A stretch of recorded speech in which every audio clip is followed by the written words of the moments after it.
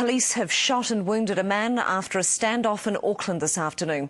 Police say they only fired at actor Robert Mokoraka after he came at officers with a meat cleaver in his hand.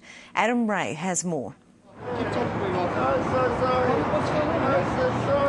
A roadside standoff ends, with police attending to a remorseful wounded man lying on the ground. An officer shot him at about 1 p.m, just as a 3 News cameraman arrived at the scene. Police were called by a resident who said the man was acting strangely.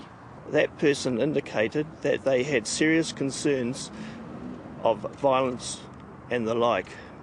When police arrived at a Point Chevalier house, they found the man in an agitated state. That person subsequently approached police armed with a meat cleaver and 2 knives. Superintendent George Fraser says police feared for their safety and fired 1 shot, which struck the man in the chest. As police waited anxiously for ambulance officers to arrive, the victim lay screaming in pain. We've decided not to run that audio. Nearby, an armed officer watched. His weapon was later taken from him. The injured man was taken to hospital with serious injuries. 3 News understands the man is Rob Mokoraka, a Māori actor who's been in a number of films, television dramas and theatre, including a play about the Māori battalion. His flatmate says he was normally a very calm person.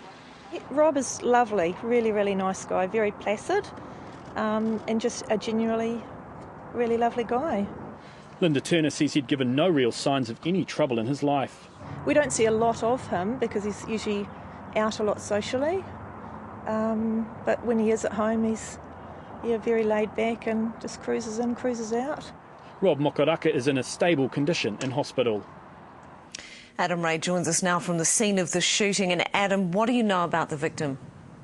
Look, Rob Mokoraka had been having some work lately, but we understand that he'd been having financial problems and that he'd been becoming worried about this.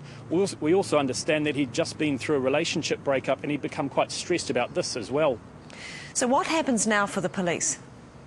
Well, the police scene examination's going on behind me, and that's expected to continue for another few days. Along with that, the incident's also been looked at by the Independent Police Conduct Authority.